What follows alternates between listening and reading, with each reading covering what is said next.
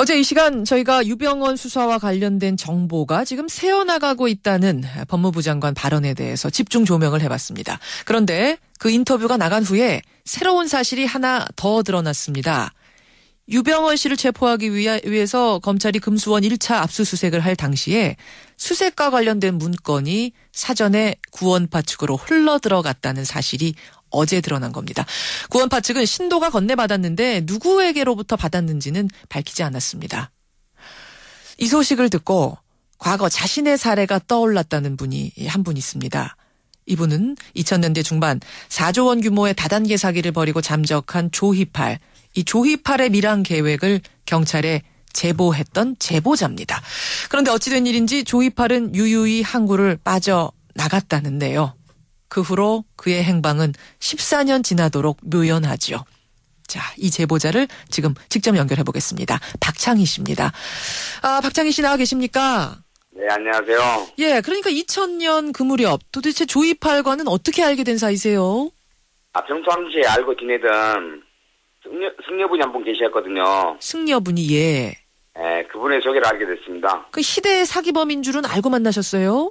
당연히 몰랐죠. 모르고. 그쪽에서 네. 뭐라고 하면서 밀항을 좀 도와달라라고 얘기를 하던가요? 조그만 사업체를 운영을 하다가 예. 4억 정도를 부대를 했는데 홍콩에 본인들이 진행하고 있는 사업체가 있으니 예. 국내에서 본인이 잡혀가서는 안 된다고 그렇게 말을 하면서 예. 중국으로 좀 밀항을 시켜줄 수 있느냐라고 부탁을 받았습니다. 조그만한 사업체가 부도났는데 여기서 내가 잡히면 우리 회사를 살릴 수 없으니까 잠깐 홍콩 좀 갔다 오는 걸 도와달라. 네. 예. 그래서 그 제안을 받아들이고 밀항을 돕다가 네. 중간에 마음을 바꾸고 해경에 제보를 하게 되셨어요. 네. 그러면서 불신 검문으로 현장에서 체포해달라 이렇게 제안을 하셨어요. 네. 육지에서 음주 단속을 하듯이 갑자기 불신 검문을 하듯이 바다에서도 그런 검문이 있거든요. 예. 입주하는 우리가 몇 월 며칠 몇 시까지 어디에 있겠다. 어느 쪽에서 조업을 하겠다. 라는 말을 날려야 되는데 그러지 않으면 해경에서 검문을 할 수 있는 권한을 갖고 있거든요. 예. 네, 그럼 자연스럽게 어차피 밀항을 하는 거니까 해경에 신고를 하고 나가진 않을 거 아닙니까? 그렇죠. 그러니까 현장에서 불신 검문을 하면 잡을 수 있을 거다라고 얘기를 해주신 거예요. 네. 이제 신고를 했으니까 경찰이 그 시간에 그 항구로 출동만 하면 되는 건데 그럼 희대의 사기범 조희팔이 잡히는 건데 그런데 그렇죠. 그 후에 도대체 어떻게 된 겁니까? 왜 못 잡은 겁니까? 네, 첫 번째는 첫 번째 밀항하기 전에 그 사람들 몇 번을 봤는데 예. 저는 그 조희팔 씨가 매번 만날 때마다 다 변정을 하고 있어서 대려 첫 번째 만났을 때 틀리고 두 번째 만났을 때 틀리고 세 번째 만났을 때 틀려가지고 제가 못 알아볼 정도였는데 2차 밀항 시절 때부터는 이 사람이 지금 사진에 나오거나 언론에 나오는 그 모습 그대로 저한테 오는 거예요. 밀항을 해야 되는데 밀항장에 변장도 안 하고 나타나요. 평상시는 하고 다니던 사람이. 네. 더 당당해졌다는 얘기네요. 그러죠. 그 마지막 밀항 때는 대려 밀항이라는 것은 날씨가 안 좋을 때 아니면 기상이 무지하게 안 좋을 때 움직여야지 바다에서 단속하는 해경들의 시선을 많이 피할 수 있거든요. 예. 근데 별건 대낮에 그것도 내연녀하고 같이 팔짱을 끼고 이게 많은 사람들이 오고 가는 백사장에는 바닷가를 활보하고 다녀요.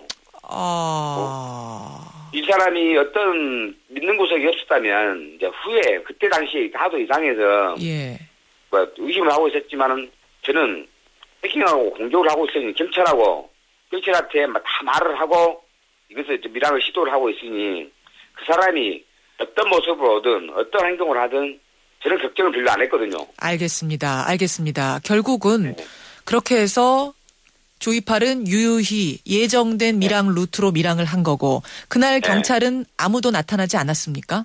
아니요. 경찰들은 바닷가에 제가 봤어요. 기정들을 해군 구람도 보고 이렇게 해경 경비정도 보고 다 봤는데 그 어떤 배들도 밀항하는 조희팔이나 퇴고하는 저를 제지하거나 막는 사람은 아무도 없었습니다. 아무도 없고 밀항은 성공하고 이 경찰들 나중에 모두 조사 받았습니까? 조사 받은 걸로 알고 있습니다. 조사받고 처벌도 받았습니까? 아니요. 가장 경미한 처벌을 받았습니다. 경미한 처벌. 그러니까 모종의 거래가 있긴 있었던 거군요. 제가 증거가 없고 다만 추측일 뿐이지 저는 그때 당시에 가장 거의 지휘체계를 갖고 있던 사람을 제가 검찰에 고발을 했거든요. 직권남용하고 직무유기로. 알겠습니다. 그러니까 모종의 거래가 있었다고 지금 다수의 피해자들과 이 제보자는 의심하고 있고 계속 쫓고 있지만 정확하게 지금 드러나지는 않은 상황이란 말씀이에요. 그렇죠. 그 사람 보호하고 있는 세력이 있는 것 같아요. 알겠습니다. 그런 상황인데 지금 군 병력이 동원돼서 유병헌 씨를 쫓고 있습니다. 그런데 그를 잡지 못하는 건 수사 정보가 새 나가고 있기 때문이라는 분석이 나오는데요. 조이파를 오랫동안 쫓아오신 분으로서 이 생각에 대해서 어떻게 생각하세요? 조이파 씨도 그랬어요. 그때 당시에 그 사람들한테도 정보를 주는 사람들이 있더라고요. 저하고 만날 약속을 했었는데 갑자기 연락도 없이 두절돼 버리거든요. 그리고 한 2, 3일 있다 3, 4일 있다 다시 저한테 연락이 와요. 아니 왜 그때 약속을 해놓고 약속 장소에 나오지 않았느냐 하고 물어보니까 그 사람들이 아니 우리 측에서 연락이 왔는데 우리가 추적을 당했다더라. 우리 핸드폰 번호를 다 알고 그쪽에서 경찰에 검찰에 우리를 잡으려고 하니 피하라고 연락이 받아서 그 핸드폰으로 다 폐기를 하고. 누구한테 그런 연락을 받았다고 하던가요? 자기들 뒤에서 봐주는 사람들한테 연락을 받았다고. 뒤에서 봐주는 사람이 누구라고는 얘기 안 했고요. 경찰밖에 돼 있겠습니까? 그냥 뒤에서 봐주는 사람한테 우리한테 우리가 지금 어떤 상황 어디서 어떻게 추적을 당하고 있고 어디서 검문당할 거고 이 얘기를 다 들었다고. 알겠습니다. 그 유병헌 씨가 지금 안 잡히는 걸 보면서도 그때 그 생각이 나신다는 거예요. 그렇죠. 지금 정말 정보가 새 나가고 있을 가능성 어떻게 보세요? 정보가 새 나가지 않으면 이렇게 힘들게 안 잡힐 수가 없죠. 새 나가고 있을 거라는 생각이 드신다고요? 어느 정도는 본인들도 여태까지 그 사람이 잡혀서는 안 될 사람들이 있을 거 아닙니까? 유병헌 씨한테 접대를 받았다거나 아니면 여태까지 밀착 관계를 갖고 있던 사람들은 유병헌 씨가 잡히면 자기들의 이렇게 비리가 튀어나올 것이니까 유병헌 씨가 잡혀서는 안 될 사람들이 꼭 있을 겁니다. 알겠습니다. 세월호 참사가 난 지 2달, 실종자 수는 12명에 멈춰 있고 유병헌 씨의 행방은 묘연하고 이 와중에서 우리가 실마리를 잡기 위해 지금 이렇게 애쓰고 있는 건데요. 좀 답답한 상황이네요. 말씀 잘 들었습니다. 네, 감사합니다. 수고하세요. 조이팔의 밀항을 제보했던 제보자 박창희 씨 만났습니다.